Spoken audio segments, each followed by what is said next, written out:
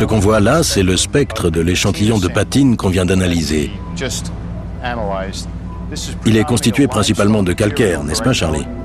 Oui, c'est ce qu'on appelle du calcaire de Jérusalem. C'est un calcaire très tendre.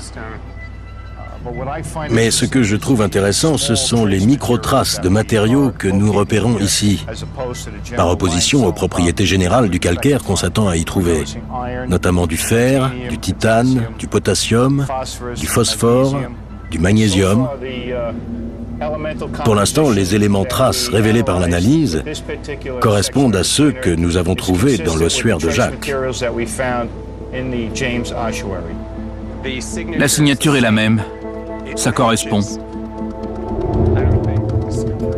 Les échantillons de patine de la tombe de Talpiot sont similaires à ceux de l'ossuaire de Jacques. Mais qu'en est-il des échantillons pris au hasard?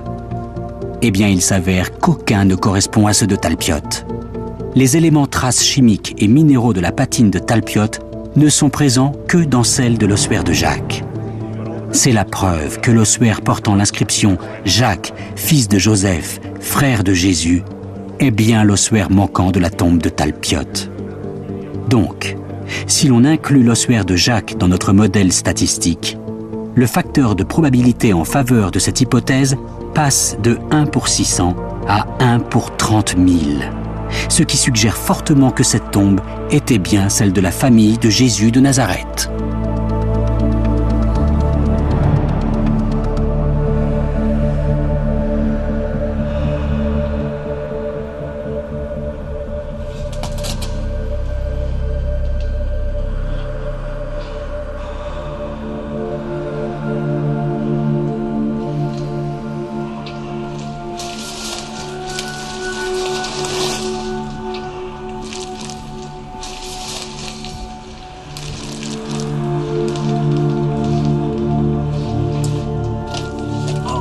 Incroyable, incroyable. Impressionnant, hein? Ouais.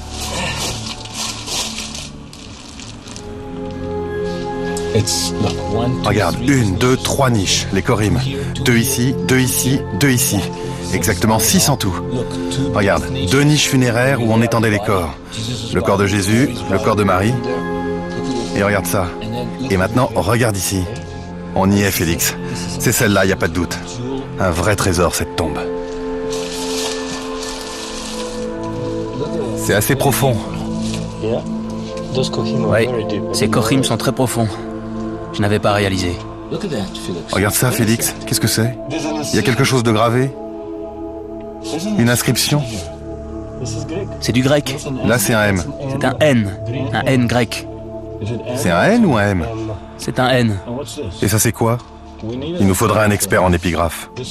C'est ancien. 2, 3, 4, 5, 6 lettres. C'est soit du grec, soit du latin. Certainement pas de l'hébreu. En regardant autour de nous, nous réalisons que nous nous trouvons au-dessus d'un amas de pages d'écriture sacrée en décomposition. Qu'est-ce que c'est que ça? Éclaire par ici. Regarde ça, Félix. C'est plein de livres sacrés qui se désintègrent. En vertu de la loi hébraïque, les livres saints ne peuvent être jetés. Ils doivent être enterrés, comme les humains.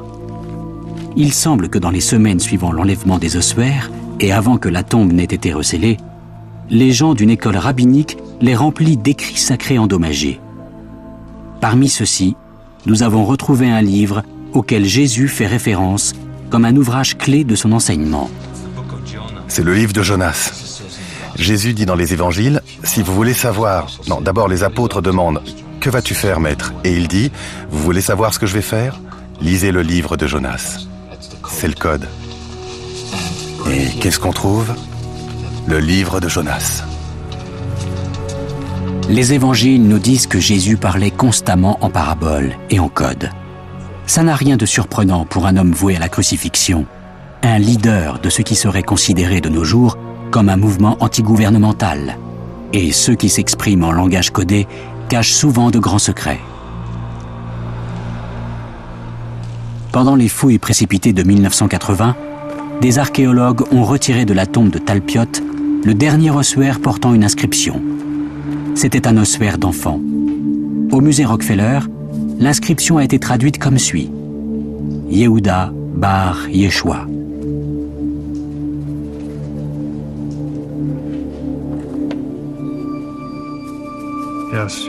Oui, Yehuda bar Yeshua donne Judas, fils de Jésus. Judas, fils de Jésus. Le Nouveau Testament ne dit pas que Jésus avait un fils, mais peut-être que dans ce cas particulier, l'archéologie nous oblige à voir le Nouveau Testament sous un nouveau jour. Cet ossuaire a-t-il contenu jadis les ossements du fils de Jésus et de Marie-Madeleine ?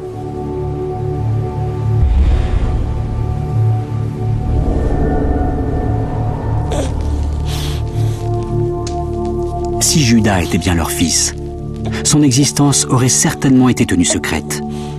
Comme Jésus était perçu comme un prétendant au trône, son fils aurait risqué d'être arrêté et crucifié par les autorités de Rome.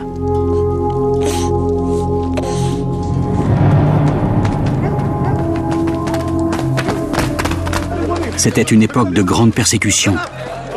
Quiconque était lié au ministère de Jésus était menacé. Son cousin Jean le Baptiste fut décapité. Son frère Jacques fut lapidé à mort. Simon, un autre de ses frères, fut crucifié. Si Jésus et Marie avaient eu un enfant dont l'existence était connue, ils savaient les terribles menaces qui pesaient sur lui. Il est donc possible que le disciple bien-aimé inconnu, évoqué dans le livre de Jean, soit en fait le fils de Jésus. Et le texte ne le nomme pas, pour dissimuler les origines de l'enfant.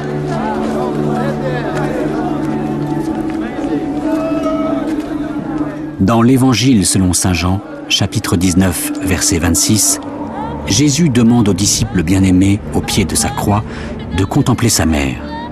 Il dit alors à Marie, « Femme, contemple ton fils. »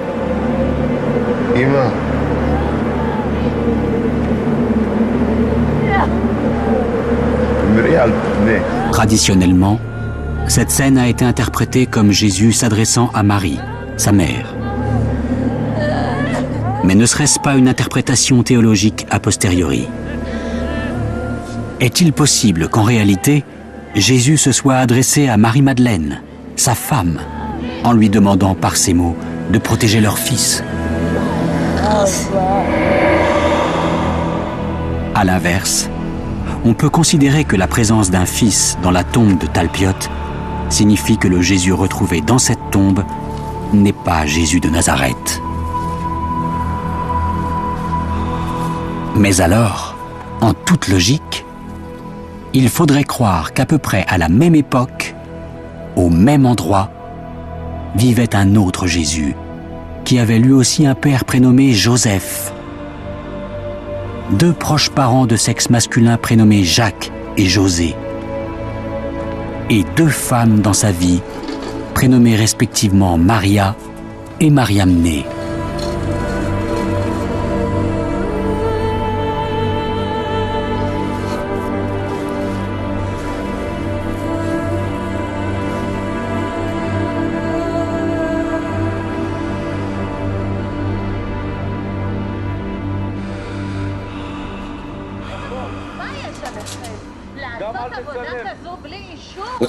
C'est quoi ce bruit? Je crois que notre présence commence à les agacer. Je vais aller leur parler.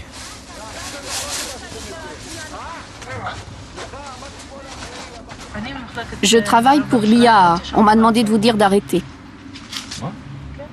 L'une des locataires des appartements de Talpiote travaille pour l'IAA, l'autorité israélienne des antiquités.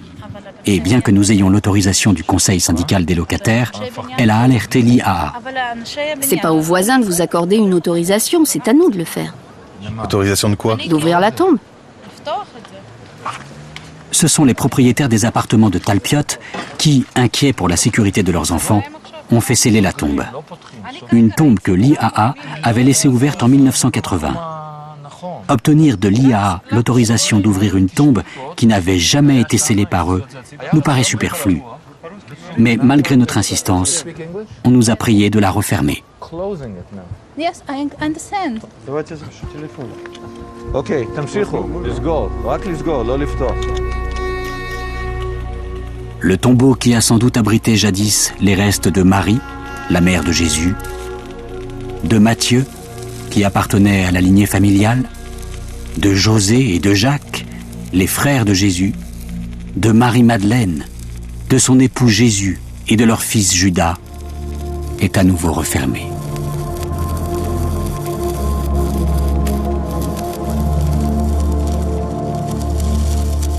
Qui sait quels secrets se dissimulent encore à l'intérieur et combien de temps ils resteront cachés sous les appartements de Talpiot.